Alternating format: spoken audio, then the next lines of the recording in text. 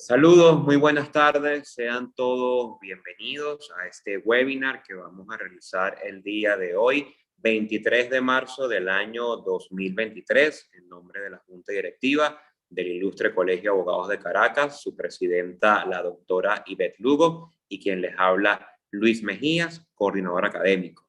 Estaremos disertando, abordando el día de hoy un tema sumamente interesante: investigado, denunciado e imputado, desencuentros interpretativos. Recientemente, en este año 2023, se han dictado algunas sentencias de parte de la Sala Constitucional, de la Sala Penal, y bueno, vemos necesario, a través de un académico como es el ponente del día de hoy, analizar estos temas, ¿ok?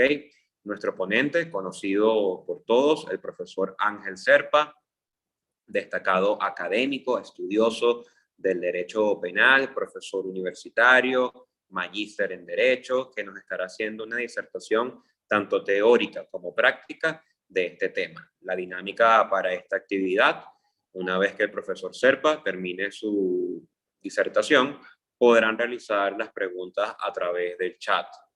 También recordamos que esta actividad se está transmitiendo en vivo por nuestro canal de YouTube, Gremio de Abogados de Caracas. Así que, sin más preámbulos, profesor Ángel Serpa, bienvenido, puede empezar.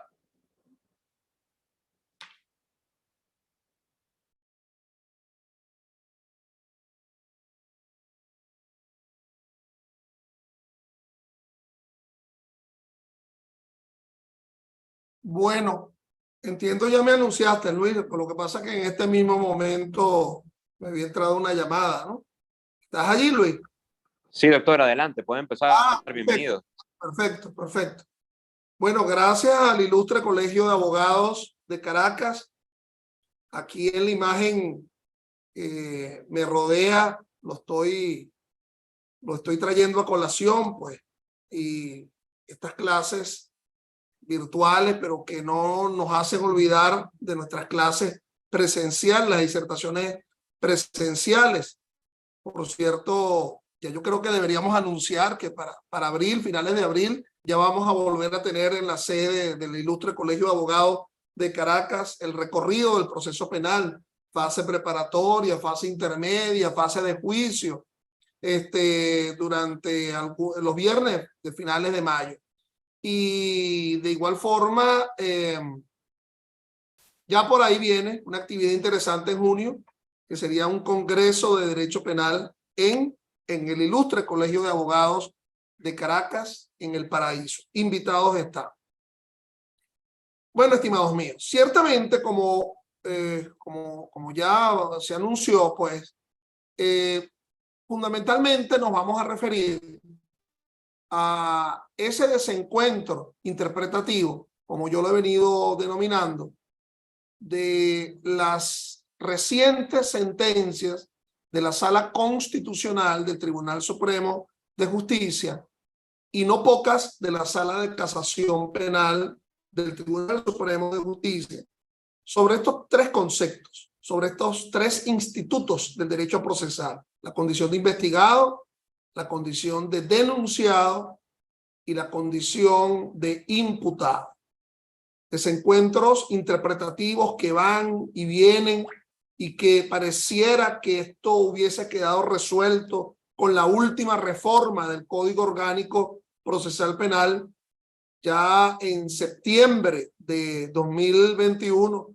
Ya vamos para los 2 años de vigencia del nuevo Código Orgánico Procesal Penal de septiembre de 2021, y parecería que los desencuentros interpretativos de esas salas del Tribunal Supremo de Justicia, una que crea jurisprudencia, que sería la Sala de Casación Penal, la otra que se supone crea lo que se denomina jurisdatio, que es la Sala Constitucional, y que lo que crea serían precedentes vinculantes, y que la diferencia entre una jurisprudencia y un jurisdatio por parte de la Sala Constitucional sería el hecho de que la jurisprudencia, para ser aceptada como fuente del derecho, tiene que ser pacífica, constante, reiterada en el tiempo, y que la gran diferencia con respecto a ese iuridatio que proviene de la Sala Constitucional, un poco a la usanza de lo que nos dice el artículo 335 de la Constitución, la Sala Constitucional es el máximo intérprete del sentido y alcance de normas, principios y valores, es la idea de que esa Sala Constitucional, interpretando la Constitución, pero sería en una interpretación conjuntamente con otra norma de jerarquía subconstitucional por debajo de la propia Constitución. Entonces, esa interpretación estaría creando un precedente vinculante, un iuridatio. Ya no haría falta que se repitiera en el tiempo, sino que fuese ese solo para crear ese precedente. Ese precedente que de una forma patológica está siendo conocido como una especie de paralegalidad. Aquí tenemos el Código Orgánico Procesal Penal, el Código Penal, y al lado como una especie de biblioteca virtual o alternativa nos vamos a encontrar con las interpretaciones de la Sala Constitucional sobre aspectos que están bien preclaros, que en una simple interpretación gramatical, sin ir a lo teleológico, sin ir al sentido de alcance, la intención del legislador, interpretaciones históricas, interpretaciones sociales, etcétera, basta con una simple interpretación gramatical, sujeto, verbo, predicado, condiciones de modo, tiempo y lugar para poder darle inteligencia a una norma que se explica por sí misma. Entonces, en septiembre de 2021, ya saben ustedes, hubo una vez más, una octava reforma del Código Orgánico Procesal Penal, ese Código Orgánico Procesal Penal que comenzó su largo trajín de vigencia en el ámbito venezolano en una fecha histórica, pues el 23 de enero del año 1998, ha tenido ya tantas reformas que evidentemente ya lo que queda como una especie de colcha de retazo y de retraso también, y que ese espíritu original del legislador buscando un sistema acusatorio, garantista, ya ha venido siendo de alguna forma dejado de lado y hay muchos desencuentros. Fíjense que el concepto que se maneja en esta disertación son tres denominaciones: la condición de investigado, la condición de imputado y la condición de denunciado. ¿Ok? Déjame ver si fue así como lo presenté, no me haya yo olvidado de algo. Sí, así es. Investigado, denunciado e imputado.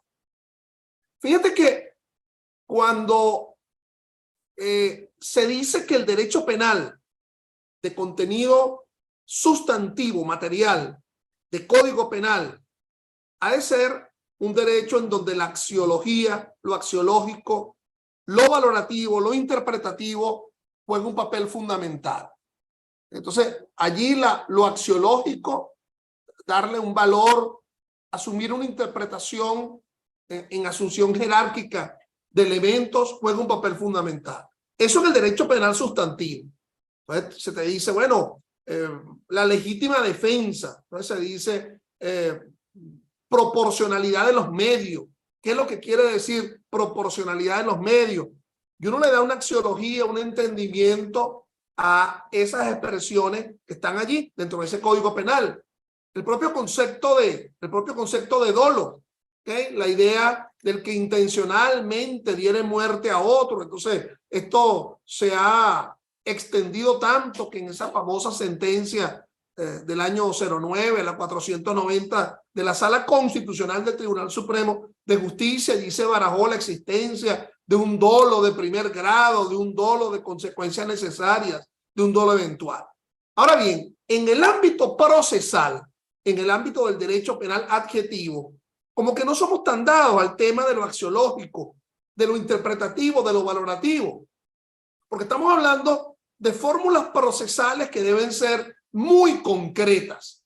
Entonces, el concepto, no es que lo del derecho penal no lo fuere, pero el derecho penal sustantivo, pero hay una posibilidad de una interpretación en atención a la dogmática, en la cual no todos los autores se han puesto de acuerdo, pero de nuevo, repetimos, en el ámbito del adjetivo, pareciera que estamos trabajando con plazos, términos o lapsos, y que precisamente eso es lo que debe otorgar seguridad jurídica, la existencia de términos, plazos y lapsos, además de otros elementos, como son la definición de los actos procesales, condiciones de forma que son esenciales o condiciones rituales. O sea, eso de lo axiológico pareciera que está como en retaguardia para asumir otro tipo de interpretación. Ahora yo lamento decir que con esta nueva reforma, con ese código de septiembre de 2021 y con estas interpretaciones que han venido surgiendo del Tribunal Supremo de Justicia, pareciera que estamos asumiendo como una concepción axiológica del concepto de imputado. Y esto es interesante porque pareciera que con la reforma del COP, entonces fíjate que fue tan puntilloso el legislador, que el concepto de acto de imputación en el 126 del COP, además le coloca como un hermano, le coloca como una especie de reglamento interpretativo. Se dice que las leyes penales no pueden ser reglamentadas porque debe bastarse por sí mismas, pero le coloca al lado del 126 aquel concepto de acto de imputación, la noción de imputación formal. Entonces, precisa 126A, así, una cosa nunca vista en la ley adjetiva penal venezolana. Eso de hablar de un artículo que se denomina con un número y con un literal. Ya eso había estado presente, ustedes bien lo saben, por ejemplo, en el Código Civil, el famoso 185A, en el propio Código Penal, el delito de desaparición forzada de personas, 180A, pero aquí como que se quiso explicar mucho más el concepto de imputación formal, ese que proviene del titular de la acción penal, el fiscal del Ministerio Público, y entonces allí se coloca la famosa frase, la imputación formal es la probabilidad objetiva de responsabilidad. El fiscal que imputa debe tener un asidero en cuanto a la existencia de esa probabilidad objetiva de responsabilidad. Y ese concepto, probabilidad objetiva de responsabilidad, casi de una forma tan lacónica, amerita evidentemente una interpretación que trasciende a lo netamente gramatical. Y entonces los códigos deben ser redactados de forma tal que todo el mundo pudiera entenderlo, que todo el mundo pudiera entender, por ejemplo, alguien abre el Código Penal que intencionalmente diere muerte a otro, será sancionado. O sea, no hay que ser muy abogado para poderlo interpretar. Pero hoy también vienen adendum, consideraciones en lo cual la exigencia de esa defensa técnica es importante. Por ejemplo, en materia de la apelación se dice a efecto devolutivo o efecto suspensivo, y alguien se podrá preguntar qué será eso de efecto devolutivo o de efecto suspensivo, o por ejemplo, qué sé yo, la ley contra el secuestro y la extorsión, o la ley sobre el hurto y robo de vehículo automotor, que por ejemplo en la parte de los agravantes se establece que cuando se cometa determinado delito en conjunción con otro, entonces debe ser asumido como una circunstancia de concurso real. Y alguien que abriera ese código dirá, bueno, ¿qué quiere decir concurso real? ¿Qué es eso? Los concursos que uno conoce, bueno, son los concursos de belleza o los concursos, pero en fin.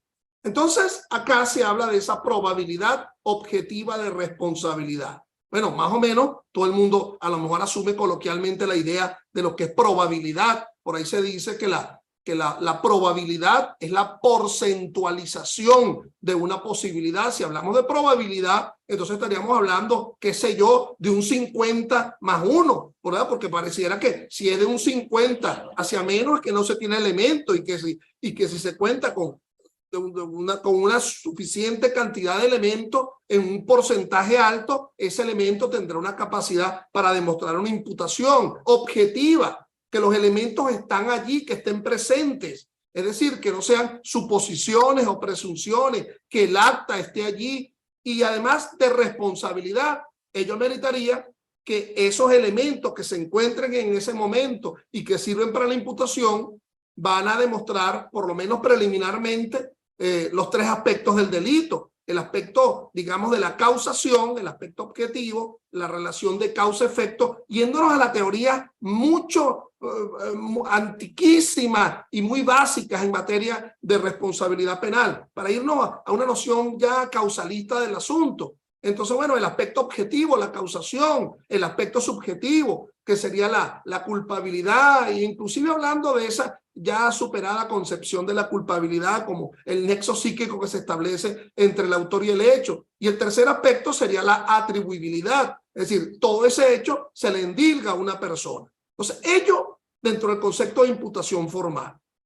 Ya hemos superado un tanto, ¿verdad?, por decisiones de la Sala Constitucional, entre ellas la 754 de diciembre de 2021, ¿cuál sería la localidad, el sitio, ¿verdad?, para la imputación formal? Si sabemos que proviene del fiscal del Ministerio Público y que debe sustentarse en una probabilidad objetiva de responsabilidad, entonces ya esa 754 de diciembre de 2021 de la Sala Constitucional ya separa las aguas. Empieza a decir, bueno, una podrá ser en sede judicial, y en sede judicial sería exclusivamente cuando se trata de la comisión flagrante de un hecho ilícito, la ejecución de una orden de aprehensión o por la comisión de delitos menos graves. Esos que están descritos en los artículos 354 y siguientes del COP. Siendo que la locación para la otra imputación, la que es en sede judicial, sería cuando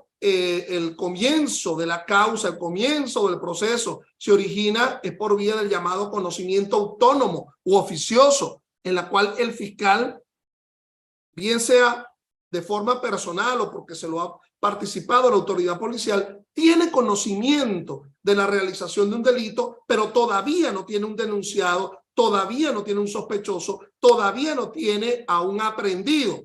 Conoce las resultas del delito, ahí inicia una investigación, investigar para individualizar y finalmente tiene que imputar. Y en ese caso la imputación tendría que ser en sede fiscal. Y de no realizarse la imputación en sede fiscal por la incomparecencia, entonces es cuando el fiscal puede solicitarle la orden de aprehensión vía oficina distribuidora de causa del circuito o de la extensión ante un juez de control, y ese juez de control librar la orden de aprehensión. Evidentemente ese fiscal que lo solicita, además de los elementos que tiene allí, tendría que demostrar de alguna forma que la comparecencia sede fiscal fue inocua, no pudo realizarse, fue infructuosa, no se pudo, y con lo cual eso exigiría alguna especie de demostración.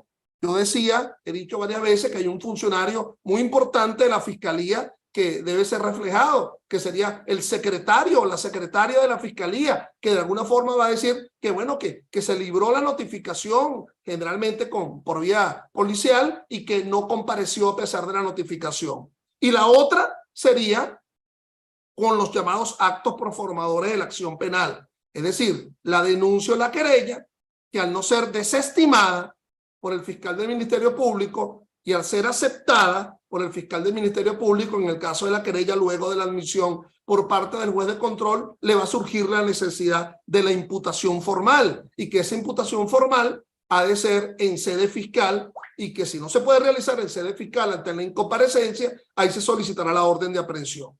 Esos eran los últimos temas que estaban allí presentes frente al tema de la imputación. Era el tema de la localización, donde se realizaba. Y entonces, bueno, como lo decía, ya el asunto estaba más o menos resuelto con la sentencia 754 de diciembre de 2021 de la Sala Constitucional. El otro tema era la distinción entre imputación formal, imputado formal e imputación material.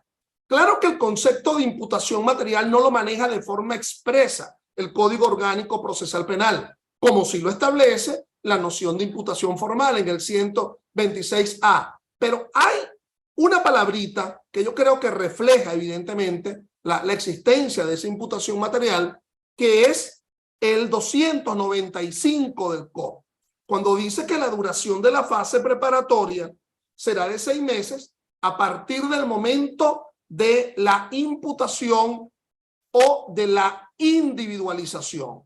Entonces, a partir de ese momento se originarán esos 6 meses para la conclusión de la fase preparatoria del proceso penal venezolano. Entonces, el concepto de individualización como una sinonimia del concepto de imputación material. Entonces, esos eran los problemas que estaban hasta ese momento. Ahora bien, dicho esto, hay que asumir pues que otros problemas están llegando al foro penal venezolano, al ejercicio de la profesión por interpretaciones de la Sala Constitucional del Tribunal Supremo de Justicia. Muchos de mis alumnos que han visto muchas de mis disertaciones, y bueno, quien no lo sepa, los invito pues a mi canal YouTube, Ángel Serpa Aponte, donde bueno, ahí tengo casi 500 videos en materia penal, en materia procesal penal. En estos días, ahorita me acaba de escribir alguien que me dice, oye, tú das clases hasta durmiendo. Entonces, bueno, esto sería cómo se está iniciando. La flagrancia, en la cual a las 48 horas se presenta ese sospechoso a la audiencia de imputación, el llamado conocimiento autónomo, en donde ese Ministerio Público se entera y inicia una investigación a los efectos de una individualización y con la necesidad de una imputación. Esa imputación, ¿verdad? Una imputación formal, conforme al 126A del Código Orgánico Procesal Penal. Hasta ahora, iba a decir hasta ahora, pero veremos con la sentencia de hoy que la cosa no está tan perdida en el pasado. El concepto de imputación manejaba una sentencia, la sentencia 537 de la Sala Constitucional del 12 de julio del año 2017, que interpretando el artículo 305 del COP, en realidad esa era su finalidad, la interpretación del 305. Y ustedes dirán que tiene que ver lo del 305 con la imputación. ¿Recuerda lo que era ese 305 o es el 305 del COP? Cuando el fiscal solicita el sobreseimiento ante el juez de control y ese juez de control rechaza esa propuesta fiscal de sobreseimiento, entonces la norma indica que lo remitirá al fiscal superior para que el fiscal superior ratifique o rectifique esa solicitud de sobreseimiento. Eso fue suspendido dentro de esa decisión 537 de julio. Pero también la Sala Constitucional se puso a hablar de otras cosas y se puso a interpretar también el lugar de la imputación y dijo que la imputación tenía que ser en sede judicial. Ya saben el resto de la historia, que lo malo es que yo comencé hice spoiler pues, comencé a hablarle del final de la serie del capítulo 8 en lugar de hablar del capítulo 1. Ya tú sabes cuál es el capítulo 8. Después de julio de 2017 se reformó el COP y entonces parece ubicarse que la imputación es en sede fiscal. Parece. Pero ya veremos cómo hay sentencias que nos vuelven a la famosa sentencia 537. Esa sentencia de la Sala Constitucional. Y también habrá una tercera forma, como les dije yo a ustedes, que son los llamados actos proformadores de la acción penal, la denuncia, la querella, que en realidad no podría yo estar explicando cada uno de los elementos vinculados, salvo lo que competa a la sentencia que voy a analizar, o que estamos analizando, porque ya en realidad estamos analizando cuando estamos hablando de la 537. Cuando definitivamente, luego de la denuncia, de la querella, ese titular de la acción penal, y estamos hablando de delitos de acción pública, quiere imputar, bueno, entonces se asemeja esa imputación a la imputación del llamado conocimiento autónomo. Es decir, que sería en sede fiscal, y si no se logra la imputación en sede fiscal por la incomparecencia del notificado a sede fiscal, entonces, bueno, tendría que excepcionalmente ese fiscal solicitar la orden de aprehensión ante el Tribunal de Control. Fíjate cómo yo estoy colocando acá que la sentencia 754 del 9 de diciembre del año 21 sustituye a la sentencia 537 de la Sala Constitucional. Recuerden que ya iniciado el periodo intermedio, en ese periodo intermedio, esa audiencia de imputación, conforme a la sentencia 754, bueno, tendrá, digamos, 3 finalidades. la finalidad imputatoria, en el sentido de que si el fiscal imputa, ejerce la imputación formal, el juez puede asumir el control judicial de la imputación. La finalidad cautelar, que sería el dictado de la coerción o de una medida cautelar sustitutiva, y la finalidad procedimental, que sería adoptar el procedimiento a partir de ahora. O seguimos en el procedimiento ordinario o vamos hacia un procedimiento especial, dentro de los cuales podría ser el procedimiento por delito menos grave o el procedimiento abreviado por flagrancia, caso en el cual en el último ya se amputa una fase, que sería la fase intermedia. Ya no habría fase intermedia, sino que el acto conclusivo de dicha fase preparatoria se presentaría directamente ante el tribunal de juicio. Por cierto que dicha fase preparatoria no es como tu profesor, que está ahorita subidito de peso, sino que es flaquita, que es finita, no es infinita, es finita, debe concluir en un momento determinado. Pero esa finitez o finitud de la fase preparatoria del proceso penal quizás es una apreciación un tanto doctrinaria, académica del asunto, puesto que, como se dice, la evidencia empírica demuestra que si la fase preparatoria es la única que va a servir para obtener elementos de convicción, y que si uno de los actos conclusivos es la acusación, y que si la acusación es la consecuencia, es el corolario de un convencimiento positivo, eso no implica necesariamente que no siga la investigación.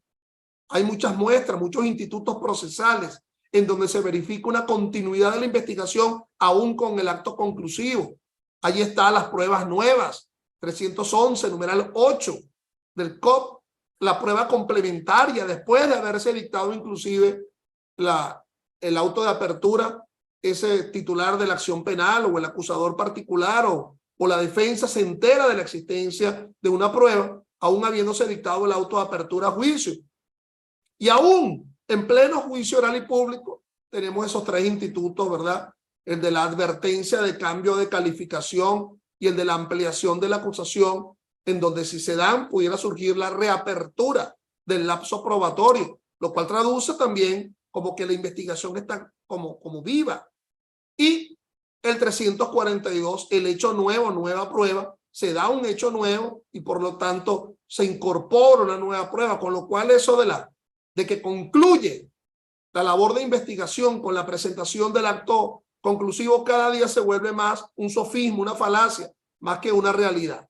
Bueno, eso ocurre en digamos, en esa fase intermedia, ya con la presentación de la acusación. Las opciones eran o decretar el archivo fiscal, en la cual hay una indefinición con respecto a la prueba, pero con la posibilidad de obtenerla, o solicitar un sobreseimiento fiscal.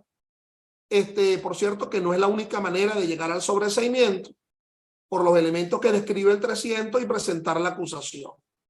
Bueno, si se presenta la acusación, bueno, se fija esa audiencia preliminar y ya sabemos el resto de la historia, que quizás no tenga mucho que ver con lo que nos está acompañando hoy en la disertación, pero que es importante que yo lo establezca, lo diga por acá, un poco en el concepto de enunciado. Entonces, bueno, el concepto de imputación, bueno, se sustenta fundamentalmente a partir de la Constitución, cuando en el 49, numeral primero de la Constitución, se nos habla del conocimiento del cargo. El cargo sería la imputación. Hay una sentencia de la Sala Constitucional costarricense, que yo siempre me encanta mencionarla, en donde yo hablo de las 3 I. La I de imputación se divide en incriminación e intimación. Incriminación, señalamiento del hecho, el cuento hay que echarse, y de la calificación jurídica. El cuento hay que relatarse. La persona se encontraba tomando un café en la panadería de la avenida Páez del Paraíso, cuando intempestivamente un ciudadano que por allí pasaba, de nombre Rodrigo Urbina, tomó la cartera que se encontraba guindada en el respaldar de la silla, emprendió veloz huida, siendo aprehendido a las 3 metros por funcionarios de la Policía Nacional Bolivariana, identificados como los ciudadanos Nicolás Cabello y Diosdado Maduro. Ese es el hecho, completamente. Ahora hay que darle una calificación jurídica. Y entonces, bueno, el fiscal dentro de esa incriminación calificará robo impropio en la modalidad de arrebatón, infine del 456 del Código Penal, y tendrá que intimar también las personas, que el mesonero que allí se encontraba o la persona con la cual estaba hablando la ciudadana. Entonces, esa imputación en incriminación se dividiría en incriminación e intimación, y eso le corresponde a ese titular de la acción penal. El concepto de acto de imputación previo a la reforma 2021 del COP también había sido tratado. Inclusive había sido tratado de una forma tan extraña como que en la sentencia 740 del 18 de diciembre de 2007, la Sala de Casación Penal, con ponencia de un magistrado que allí estaba, que se llamaba Eladio Aponte, hasta llegó a decir que la audiencia de presentación de imputado no constituye un acto de imputación. Imagínense ustedes. Pero ello cambió por jurisdictio de la Sala Constitucional. Por ejemplo, aquí la tenemos: el acto formal de imputación es de obligatorio cumplimiento por parte de los fiscales en los casos que se inicie una investigación en los cuales se señale como autor o partícipe. Sentencia 703 y otras posterior. El acto de imputación comprende el derecho a ser informado de manera oportuna de los hechos investigados. Bueno, si quieren, anoten, vayan anotando por allí mi correo para yo enviarle las láminas, o se las envió a Luis acá, ¿verdad? Es a Serpa Ponte, todo unido.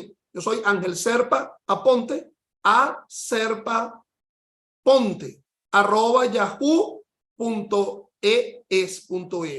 O mis teléfonos 04 14 3 16 19 40. Entonces, la Sala Constitucional en 2017, en la sentencia, en el expediente 1758, nos decía que el término imputado es utilizado de manera ligera a toda persona investigada por la presunta comisión de un hecho punible o aprehendido en flagrancia. También la Sala de Casación Penal en la 186 del 8408. Pero yo les hago una recomendación. Hay que tener mucho cuidado con la invocación de sentencias del Tribunal Supremo de Justicia que hayan sido previas a este reacomodo terminológico del concepto de imputación, tanto de imputación formal como de esa imputación material que se vislumbra en el 295. Es decir, cualquiera de esas sentencias que sean previas a septiembre de 2021, hay que verlas con mucho cuidado, con mucha pinza. Es decir, porque obviamente que uno de los ejemplos en los cuales el criterio jurisdiccional no es estático, cambia en el tiempo, son cambios sociales, cambios, pero fundamentalmente son los cambios normativos. Con 8 reformas del Código Orgánico Procesal Penal, siempre hay que tener mucho tino en el año del cual se esté hablando de una sentencia y qué era lo que regulaba el código en ese momento.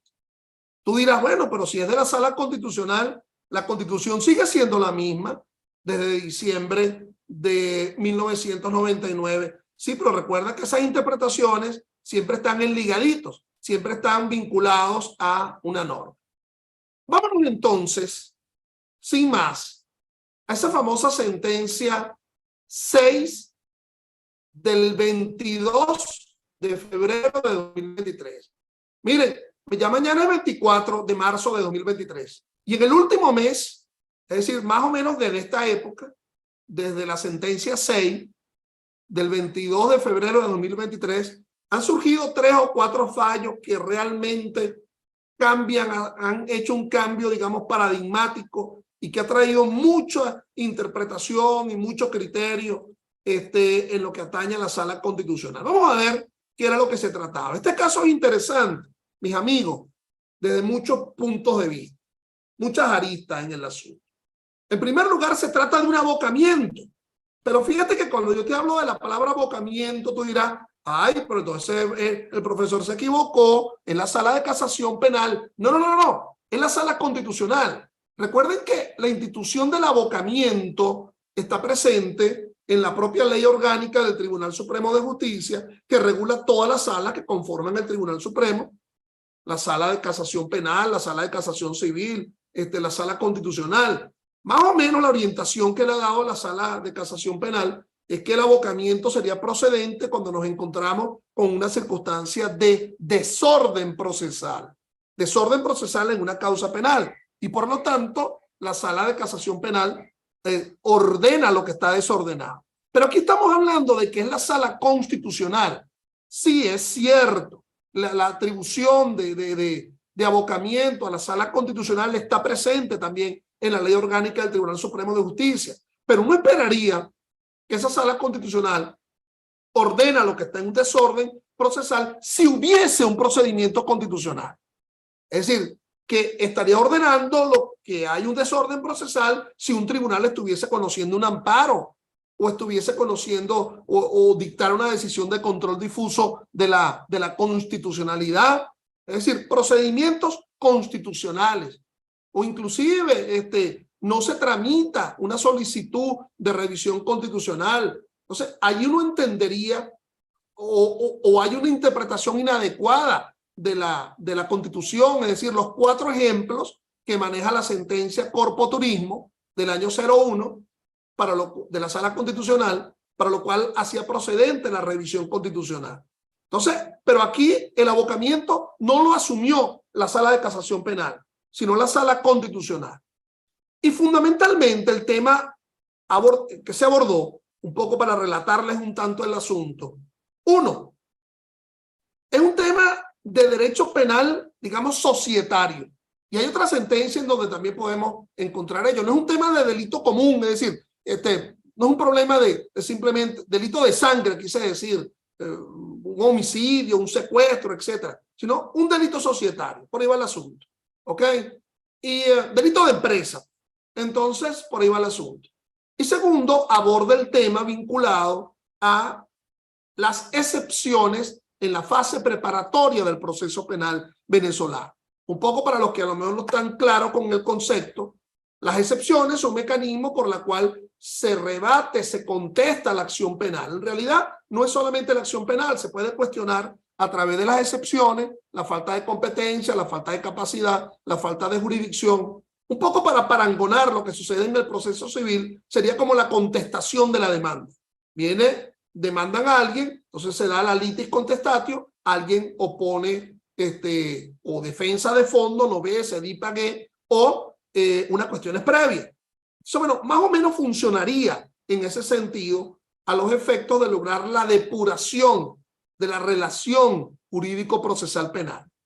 Es decir, con las excepciones atacamos la acción. Esas excepciones pueden ser opuestas en fase preparatoria, netamente en fase intermedia, que cuando más se conoce, o aún en un momento tan ulterior como sería la fase de juicio. Aquí se trata de oponer excepciones en la fase preparatoria. Entonces, vamos a ver el caso. ¿De qué abordaba el caso? La sociedad mercantil procede a dar en venta acciones. Los mismos no estuvieron presentes en la convocatoria de la asamblea, por lo tanto, alguien denuncia ante el Ministerio Público por los delitos de fraude, forjamiento de documento público, uso y aprovechamiento de documento falso, falsa atestación ante funcionario público y asociación para delinquir. La Fiscalía ordena el inicio de la investigación bajo el expediente tal. Comparece el ciudadano ante el Tribunal de Control a fin de designar como su defensa a la abogada tal. Fue admitida la juramentación, consignó solicitud de control judicial ante el Tribunal de Control en virtud de la falta de pronunciamiento por parte de la Fiscalía. Fue acordado control judicial instando al Ministerio Público a practicar las diligencias. Es decir, la víctima lo hizo. Esa víctima presentó querella penal ante el tribunal por los mismos hechos. La Fiscalía, en virtud del control judicial decretado, ordenó la práctica de diligencia solicitada por la víctima, dirigido a la empresa solicitando la entrega material de libros de dicha sociedad. La abogada del ciudadano investigado acude ante el tribunal y consigna excepciones contenidas en el artículo 28, numeral 4, literal C del Código Orgánico, apoderados de la víctima ante el tribunal la nulidad del acto de juramentación de la abogada como defensor del ciudadano sin cumplir con el trámite contenido en el artículo 30 del Código Orgánico, no realiza la sesión y se prende sobreseimiento definitivo. Es decir, mis estimados, se presenta una querella contra alguien, pero esa querella que se interpuso contra alguien fue posterior a una denuncia y eso condujo a que el propio querellado presentara unas excepciones, pero el juez de control todavía no había admitido la querella. Entonces, eso fundamentalmente es de lo que trata el asunto. Entonces, la sentencia indica: la condición de imputado se obtiene de dos maneras. Uno, a consecuencia de la aprehensión hecha sobre una persona por los órganos de seguridad. Cuidado con esto.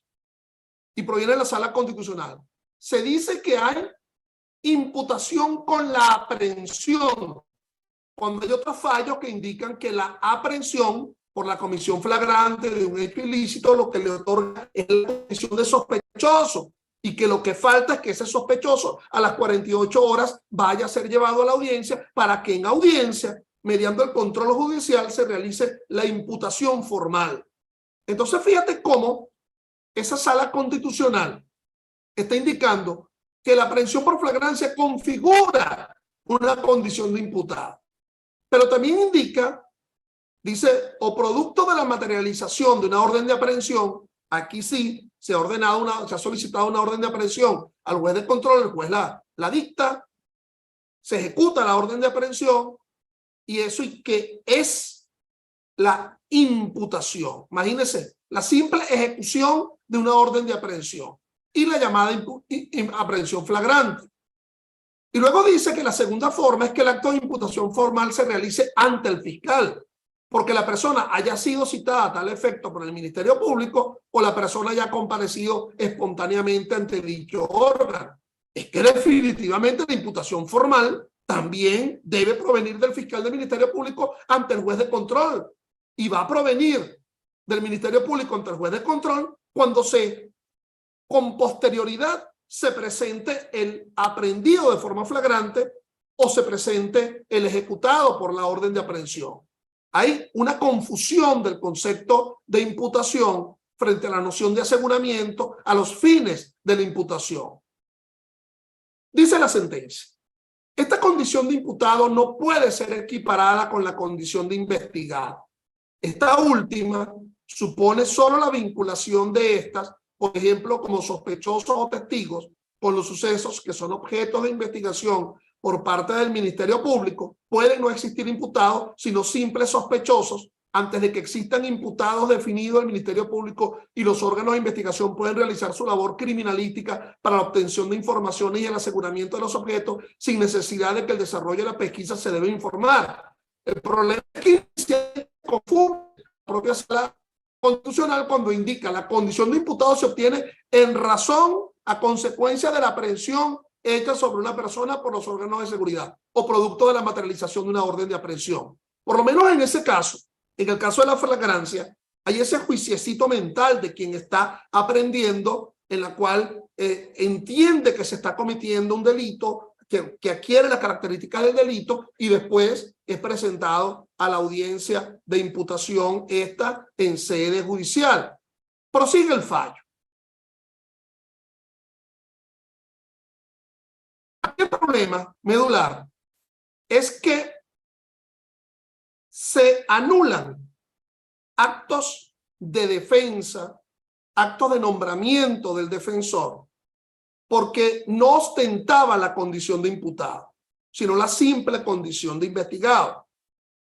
Ello es inadecuado, ello es contradictorio, por muchas razones. Hay una razón constitucional de mucho peso conocido por todos ustedes. Ahí está la manera de definir el debido proceso. En el artículo 49, el debido proceso obra en toda etapa y grado de la investigación y del proceso. Y cada uno de los derechos conformadores obra la investigación y obra la imputación y obra en el proceso. Si uno de los derechos conformadores es la asistencia letrada, obviamente que esa asistencia letrada ha de estar presente en una etapa de investigación. ¿Y eso por qué? No hay una imputación, pero es precisamente para que no llegue la imputación. La defensa es para que no trascienda la condición de investigado a la de imputado. La defensa es a los fines precisamente de que no se dé una circunstancia de rebus sic stantibus, de variación de la condición procesal. Voy a utilizar la defensa para que la cosa quede allí solamente como investigado y no trascienda a la condición de imputado. Pero es que además hay muchas variables, hay muchos institutos procesales. Hay uno de mucha importancia que es la prueba anticipada, 289 del COP. Ella habla de que esa prueba, si se desvanece el sujeto de prueba que no va a estar presente en el desarrollo del juicio, ese desahogo de la prueba se anticipa. Y sí, al comienzo del 289 nos habla del imputado. Ha de estar presente el imputado en la audiencia de prueba anticipada, acompañado de su defensor, del fiscal, el juez. Esa audiencia de prueba anticipada que se realizaría ante el juez de control y que excepcionalmente, en mi criterio, pudiera ocurrir inclusive ante el juez de juicio antes de que se inicie el juicio oral y público, y en ese momento inicial de los 10 días para comenzar el juicio es que se dé la objetiva circunstancia de desvanecimiento del sujeto de prueba. Pero ese 289 en la prueba anticipada nos indica que no solamente es para imputado, sino para investigado. Dice el 289. Dice, quien simplemente ostente la condición de investigado, entonces puede participar de la audiencia de prueba anticipada. Es decir, la audiencia de prueba anticipada como un acto de investigación a los efectos de conformar un convencimiento, siquiera para acusar, sino para imputar por parte del fiscal del Ministerio Público. Y ha de contar con defensor, ostentando la condición de investigado. Pero es que además, en la reforma del Código, se estableció ahora en el 122.2 que la víctima puede solicitar diligencias de investigación al titular de la acción penal, y que si el titular de la acción penal hace muti y no responde o lo declara o lo niega, lo podrá solicitarle la víctima al Ministerio Público, que aperciba al fiscal del Ministerio Público. Imagínense ustedes, si allí se está mencionando a alguien, aunque no haya sido formalmente imputado, bueno, en una igualdad de parte tendría derecho la defensa de asumir actos a los fines de evitar la condición de imputado. Y esto tiene que ver mucho con el concepto de actos de prevención. Los actos de prevención, que son los que de alguna forma atraen la competencia.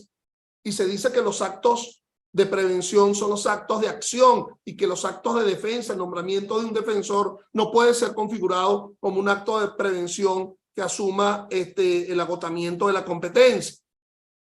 Otro aspecto interesante de este fallo es que por primera vez, que yo lo recuerde, por una decisión, se están anulando, la Sala Constitucional está anulando actos de defensa, siendo que la manera como lo concibe el 179 y el 180 del COP es que lo que se anulan son actos decisorios o actos fiscales, actos de acción y no actos de defensa. Por primera vez la Sala Constitucional, en mi criterio, bajo mi conocimiento, está anulando un acto de defensa y no un acto decisorio o un acto fiscal. Entonces dice la Sala Constitucional: al ciudadano no se le ha imputado ni se le ha detenido en virtud de una orden de aprehensión por la comisión de delito flagrante. Donde no hay flagrancia ni orden de aprehensión, la condición de imputado como parte formal del proceso solamente la puede otorgar formalmente el Ministerio Público con base en el acto de imputación formal, cuando en la lámina anterior ya veíamos que decía otra cosa. 126A del Código, mediante la declaratoria judicial en razón de existir una imputación material, a pesar de no haber sido formalmente imputado por el Ministerio Público, tal circunstancia vicia de nulidad absoluta tales actos de nombramiento, de nuevo, repito, por primera vez estoy verificando la nulidad de actos de defensa. Dice nulidad absoluta, actos de nombramiento, así como las actuaciones subsiguientes. Con ocasión de la denuncia interpuesta por los ciudadanos, el ciudadano no poseía la condición de parte hasta que no existiese una imputación formal. El otro aspecto interesante de este fallo, y estoy como corriendo porque me faltan dos decisiones que son importantísimas analizarlas acá, es que acá en esta sentencia 623 de la Sala Constitucional, frente a la incidencia de excepciones en fase preparatoria, prácticamente está conduciendo la idea de que, opuesta a la excepción en fase preparatoria, casi siempre debe convocarse a la audiencia. Es decir, que no podría declararse el con o el sin lugar de las excepciones ocurridas en fase preparatoria, aún siquiera mencionando que el punto es de mero derecho. Es decir, la excusa del punto de mero derecho no debe ser el aliciente para no convocar la audiencia, puesto que la audiencia descrita en el artículo 30, a decir de la Sala Constitucional, no es solamente una audiencia de contenido probatorio, sino que es una audiencia que también puede tener una finalidad alegatoria, y que esa alegación sobre la existencia o no del punto de mero derecho, pues tiene que realizarse en audiencia. Ese es un punto interesante, eso es un punto que obra a favor del respeto de la garantía y con lo cual yo estoy plenamente de acuerdo. A raíz de la reforma del código, yo saqué un ensayo sobre las excepciones en fase preparatoria del proceso penal. Entonces, vámonos con otro fallo. En este fallo, la Sala de Casación Penal, el 46 del 10 de marzo de 2023, ratifica un criterio que había seguido desde antes. La interposición de una denuncia por sí misma no otorga ni el carácter de víctima a quien la formula, ni la condición de imputado a la persona a la que éste se refiere. Pero no es menos cierto que corresponde al Ministerio Público realizar las diligencias investigativas necesarias para averiguar sobre la comisión del delito en base a lo alegado en la denuncia.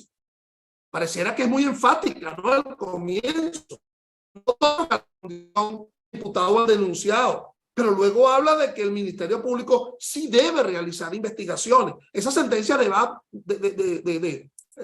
pero no viene, es decir, un paso adelante y dos atrás. Por eso es que yo decía como una especie de interpretación axiológica del concepto de imputado. Fíjate que aquí es interesante algo. Dice que la condición, la denuncia, el denunciar a alguien no lo asume la condición de imputado, pero fíjate que cuando uno ve el 108 del Código Penal, ¿cuáles son los actos interruptivos de la prescripción que conducen a que estemos en presencia, si se interrumpe la prescripción ordinaria, estemos en presencia de la prescripción extraordinaria judicial? Nada menos que la interposición de la denuncia. Lo dice el 108, 109 del COP, la interposición de la denuncia. Es decir, es tan importante que hasta interrumpe la prescripción ordinaria y da paso a la prescripción extraordinaria. Pero es que además, el 28, numeral 4, literal C del Código Orgánico está indicando que cuando la denuncia verse sobre un hecho que no revista carácter penal, se puede oponer la excepción frente a esa denuncia. Y entonces, ¿cómo es posible que alguien que no sea parte, ¿verdad?, porque no ostenta la condición de imputado con la simple denuncia, pueda oponerse, pueda lograr nada menos el efecto de rechazo de la excepción porque no reviste carácter penal? O sea, hay desencuentros allí interesantes en la interpretación. Bueno, el otro fallo es el famoso fallo de aquí no me está permitiendo leerla. Eso es la sentencia 117, ¿ok? La sentencia, pero aquí como que me comí una, ya va, disculpen, esta es la sentencia de la Sala de Casación Penal. Esa sentencia de la Sala de Casación Penal que tienen ante ustedes, esa sentencia a partir de la cual pareciera que se elimina el decaimiento por no presentar el acto conclusivo, es decir, la acusación a los 45 días. Esa sentencia es interesante porque, en primer lugar, a pesar de la reforma del COP y de la sentencia 754 de diciembre de 2021, que parece sustituir a la sentencia 537 de julio de 2017, sigue insistiendo. Fíjate que la cita en la Sala de Casación Penal: toda persona investigada por la presunta comisión de un hecho punible o aprehendido en flagrancia obtendrá la condición de imputado una vez que haya sido informado por parte del Ministerio Público a su asesor de confianza o público, si no lo tuviere, en la sede del órgano jurisdiccional penal competente, en la sede del órgano jurisdiccional penal competente. Ese como sitio de la imputación, olvidándose pues que ya tenemos un nuevo código con su artículo 126 y tenemos un nuevo criterio de la Sala Constitucional con la sentencia 754 de diciembre de 2021. Entonces, dice la Sala de Casación Penal: vencido el lapso, sin que el fiscal haya presentado la acusación, el detenido o detenida quedará en libertad mediante decisión del juez de control, quien podrá imponerle una medida cautelar. Sin embargo, tal circunstancia no aconteció en el presente caso, así como tampoco se evidencia que la defensa de los acusados haya hecho uso de los mecanismos para exigir el restablecimiento del orden procesal, lo que sí resulta incuestionable que, vencido dicho lapso, el fiscal del Ministerio Público presentó acusación, cesando la irregularidad, toda vez que la representación fiscal presentó dicho acto conclusivo acusación. Es la tesis de la llamada legitimidad retroactiva que ha venido asumiendo el Tribunal Supremo de Justicia desde aquella malhadada sentencia 526 del año 01 de la Sala Constitucional, que después en mal momento fue ratificada por la 857 del año 2002 por parte de la Sala Constitucional. Aquello de que se hicieron actos procesales inadecuados, irregulares, como la detención, pero que con posterioridad se ha permitido el derecho a la defensa ejercido con posterioridad legitima retroactivamente lo mal hecho con anterioridad. Aquí ya no se está tratando frente al concepto de la aprehensión flagrante. Sí, ya vamos a terminar, 5 minuticos.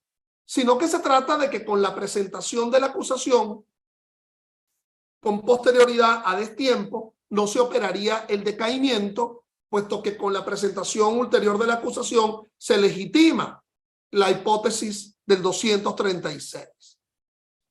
Esta sentencia, pues evidentemente es una sentencia muy irregular, porque coloca en el ejercicio de la defensa la temporaneidad del decaimiento. Es decir, si la defensa no hace su labor de contrarrestar, de argumentar frente al no decaimiento, entonces se legitima la ausencia de decaimiento cuando la norma es clara en el 236, pues cesa la condición de coerción y el juez oficiosamente debe dictar la libertad o una medida cautelar sustitutiva. Es decir, el balón no está en tu campo, no está en el campo de la defensa para hacer algo. Es decir, el balón está en el campo del juez para que oficiosamente libere.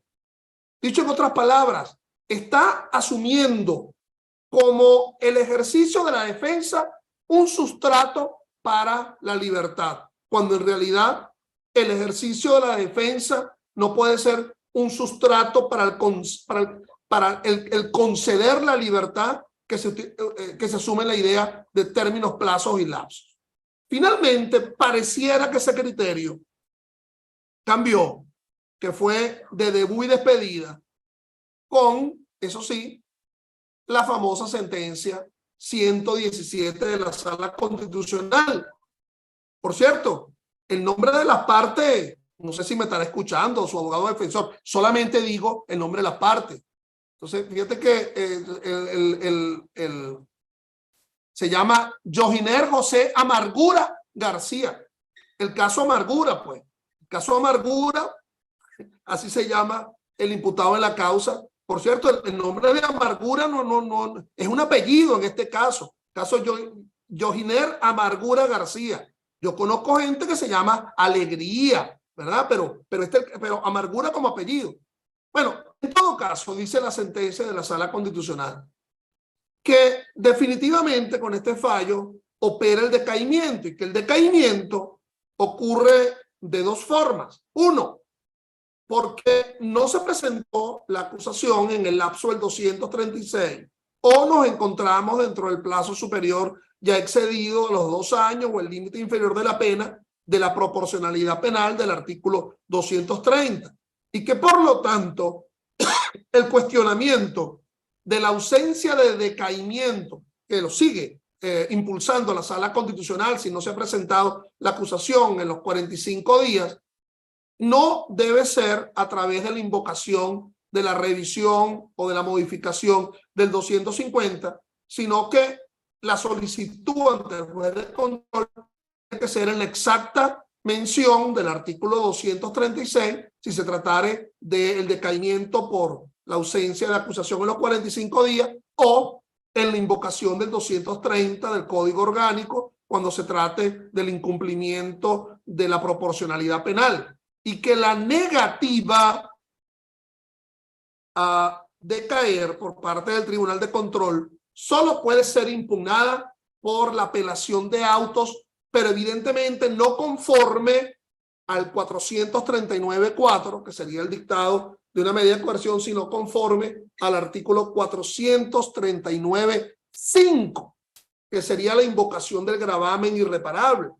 Interesante el asunto, porque fíjense que si se invoca que la ausencia de decaimiento causa un gravamen irreparable, fíjate el concepto, gravamen irreparable, es un gravamen que está proviniendo de una actuación del juez. Es irreparable. Si es irreparable es que no existe ningún otro momento posterior que pueda solventar el asunto, inclusive la presentación de la acusación a destiempo. Si es irreparable, si la propia Sala Constitucional está indicando que la invocación es por la apelación de auto por la vía del gravamen irreparable, eso significa que siquiera la presentación ulterior de la acusación pudiera reparar esa ausencia del decaimiento. Muchas gracias y estoy a la orden para las preguntas. Excelente, estimado profesor Ángel Serpa. De verdad que ha sido muy grata su disertación, muy completa. Quiero informar que tenemos una participación de 150 personas conectadas en simultáneo por la plataforma Zoom y por nuestro canal de YouTube, Gremio Abogados de Caracas.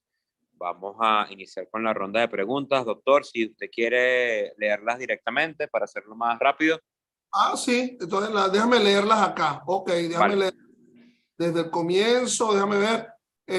Bueno, vamos a dejar de lado los saludos, pero yo de verdad estoy muy agradecido por vuestra presencia. Hay gente de Colombia, hay gente de España. ¿Podría pasarme su correo y número acerpaponte@yahoo.es, teléfono 04-143-16-19-40?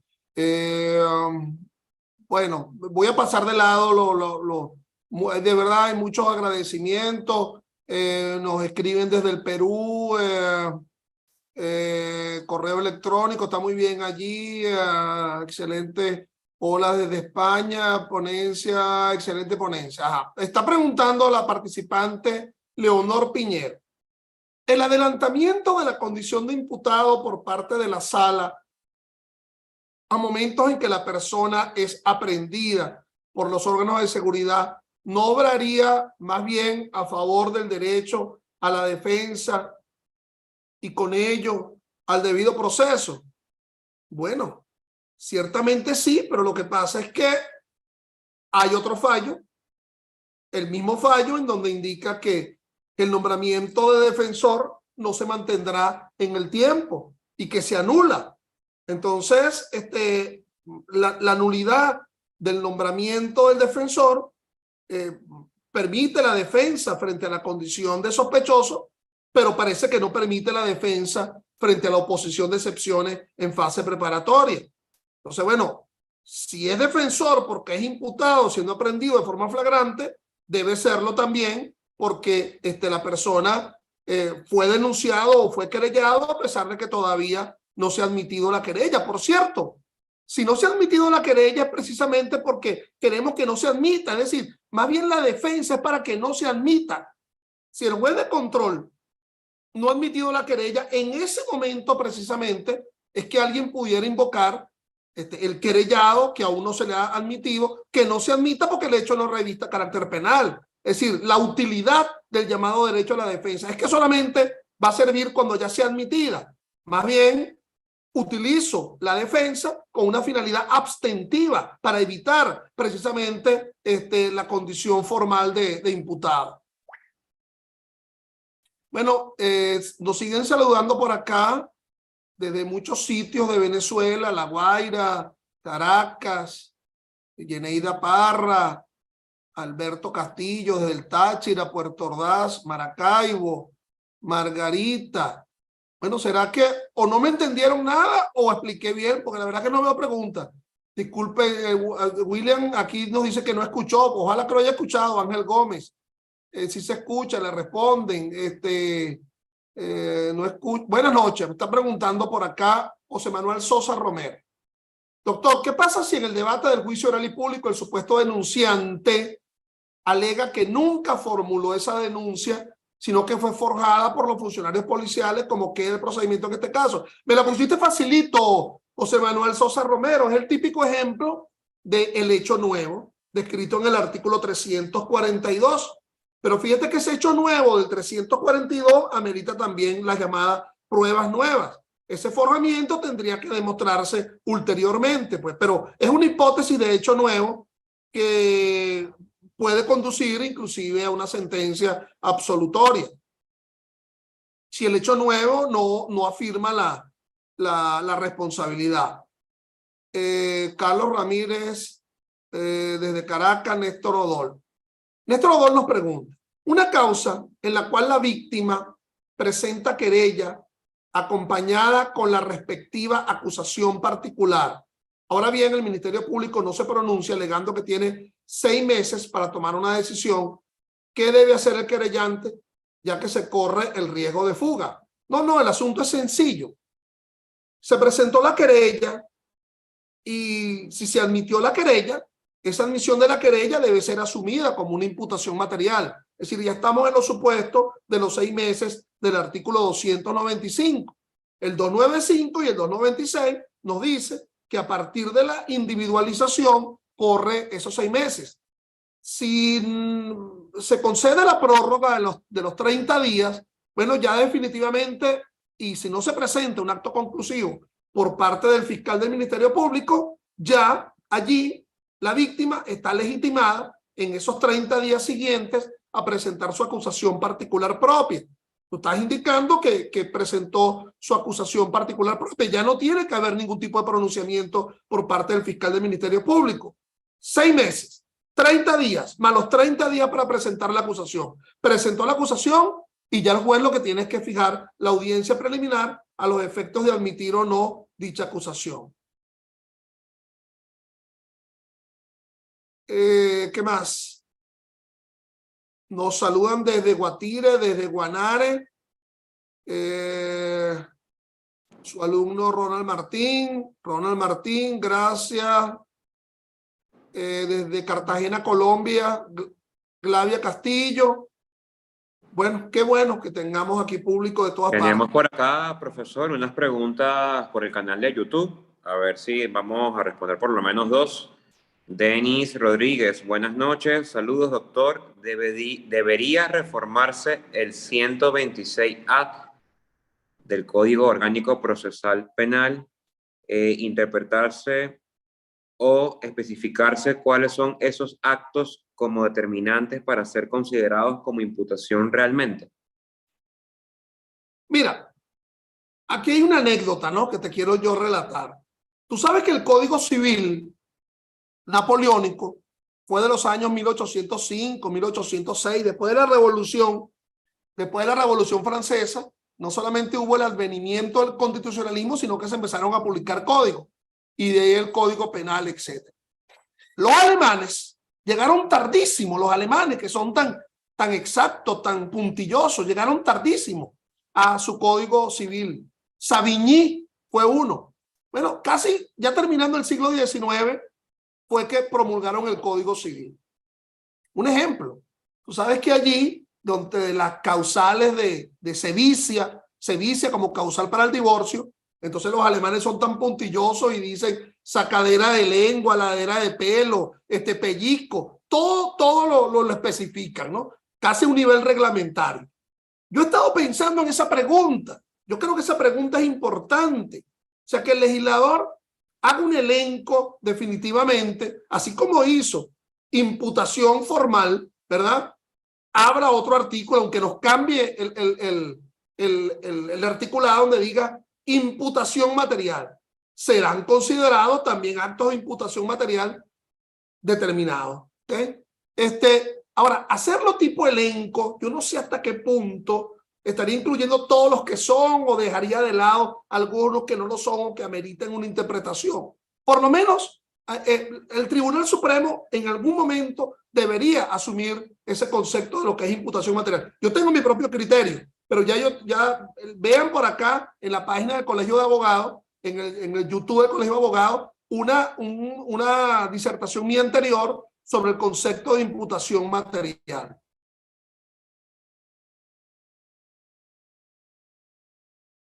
Bueno, aquí yo estoy viendo otras preguntas. No sé si ya estamos culminando, Luis.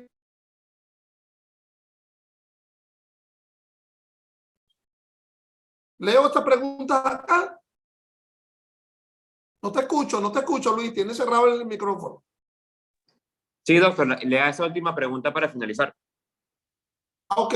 Buenas noches, me está preguntando Alejandro Moreno.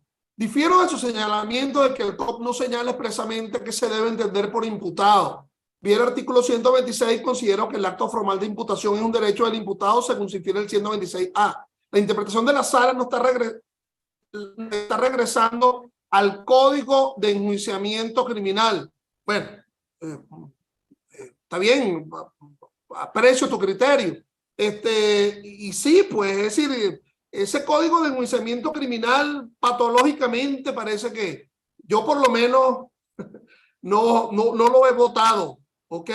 No lo he votado y de vez en cuando leo a Arminio Borjas comentarios al código de enjuiciamiento criminal y el plumero en ese código. No, pero realmente fuera de la chanza, yo considero que el sistema acusatorio es el único sistema viable dentro de un proceso penal. Yo tomo la famosa expresión del gran procesalista civil español Juan Montero Aroca, que indica que uno de los grandes avances de la humanidad es la existencia de un sistema acusatorio, que es algo así como que la existencia de la rueda, el fuego, el papel del dedo pulgar en la mano del hombre, son uno de los grandes hitos del desarrollo de la humanidad.